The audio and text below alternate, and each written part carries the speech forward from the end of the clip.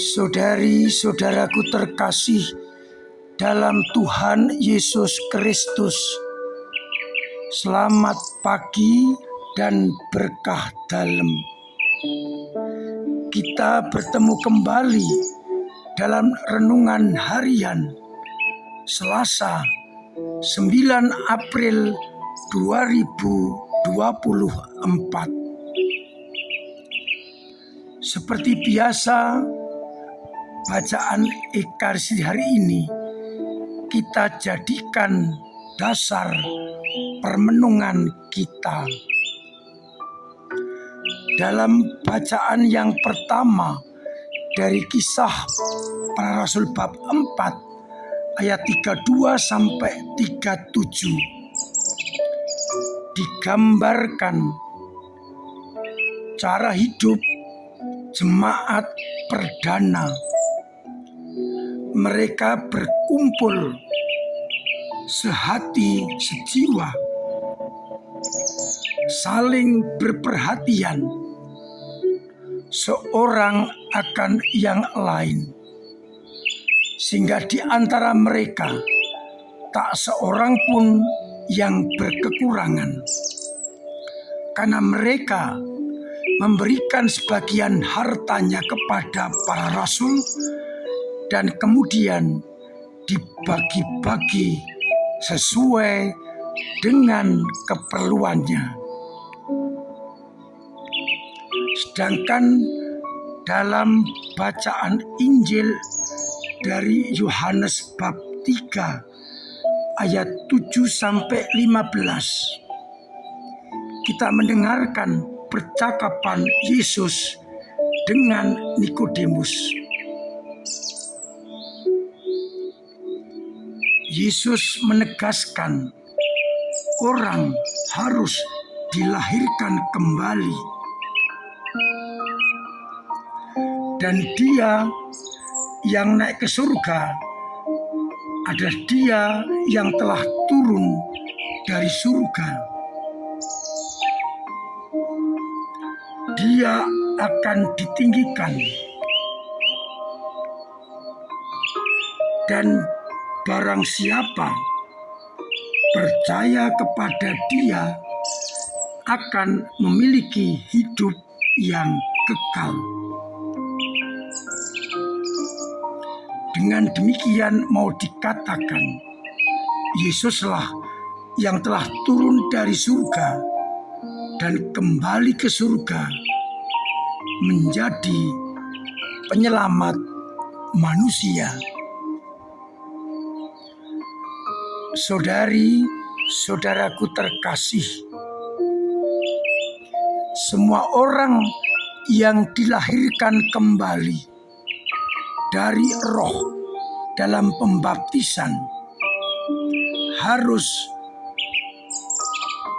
mempunyai hidup yang baru, hidup yang dikuatkan, dikuasai oleh kebangkitan, dikuasai oleh kekuatan salib. Salah satu bentuk hidup baru yang harus diwujudkan adalah hidup bersama dengan model jemaat perdana, di mana mereka saling berperhatian, berbagi, solider seorang akan yang lain. Tetapi perlu saya ingatkan, cara hidup perdana bukanlah seperti cara hidup komunis, sama rata, sama rasa. Bukan itu yang dimaksudkan. Karena dikatakan kemudian para rasul membagikan kepada mereka sesuai keperluannya. Tidak sama, tapi sesuai keperluannya.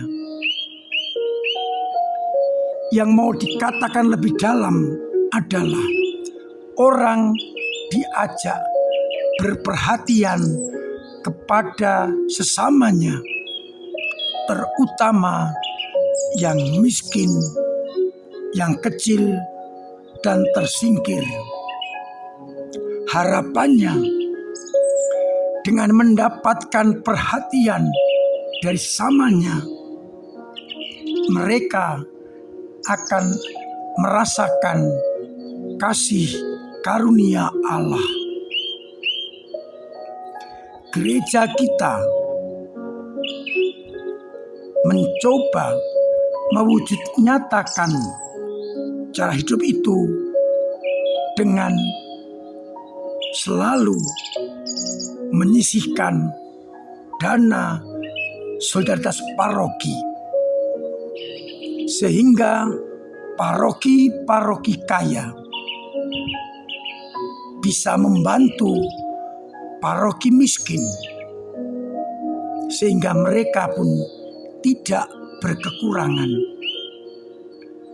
Bentuk solidar inilah yang mau ditekankan dalam bacaan yang pertama. Di tingkat lingkungan, kita bisa melakukan hal yang sama. Berperhatian kepada mereka yang lemah, miskin, difabel, tersingkir,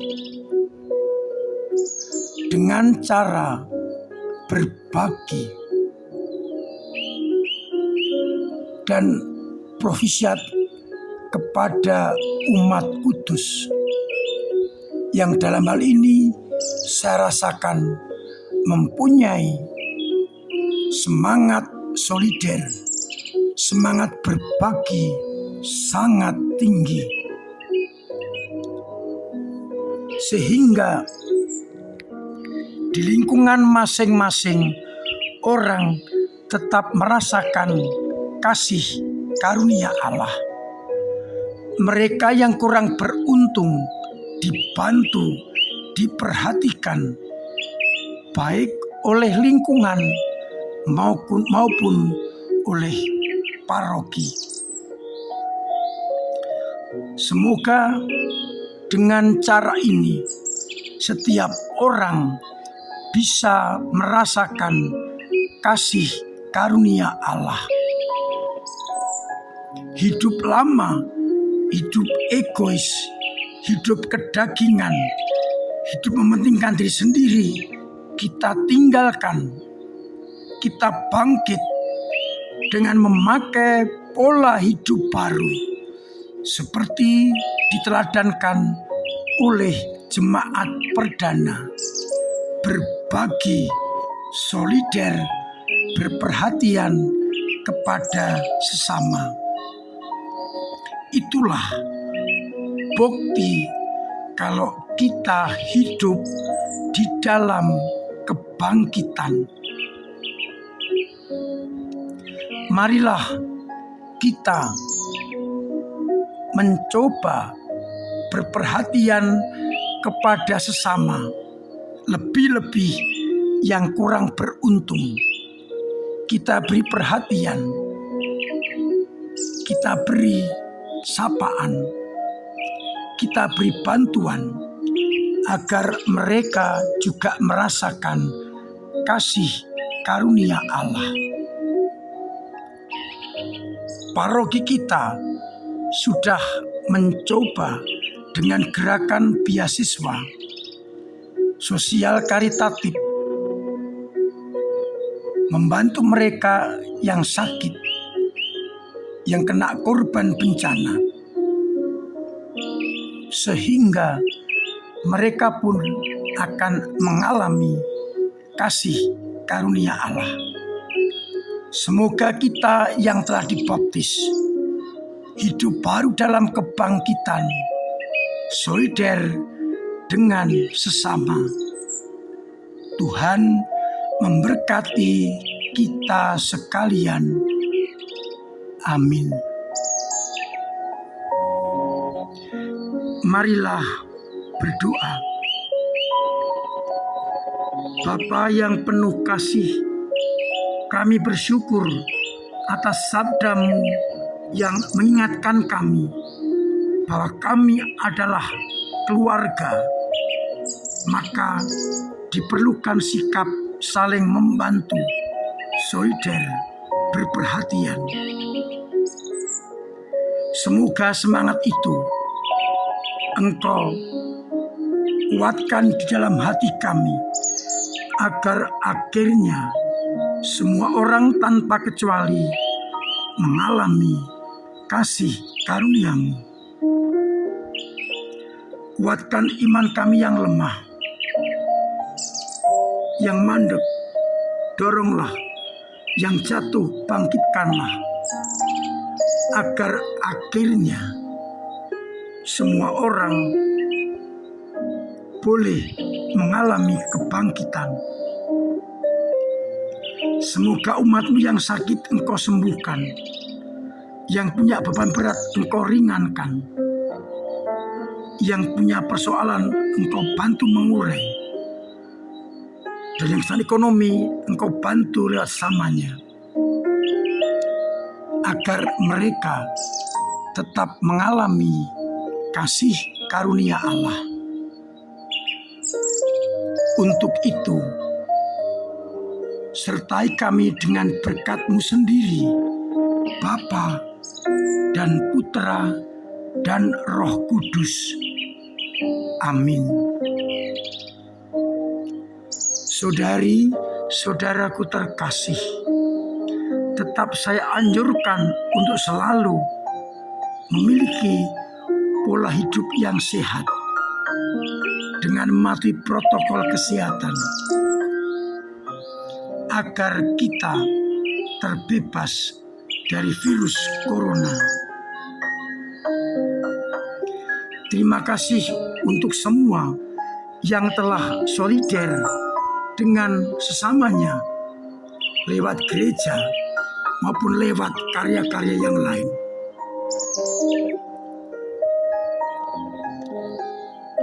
Dengan cara itu, gereja tetap bisa berpastoral. Maka atas doa-doa, atas tenaga dan karya dan dana yang diberikan kepada gereja untuk disalurkan kepada yang kecil, lemah, miskin, tersingkir dan difabel, diucapkan banyak terima kasih. Mari kita perbesar semangat berbagi, semangat solider dengan mereka yang membutuhkan, agar akhirnya rahmat Allah tersalur kepada mereka.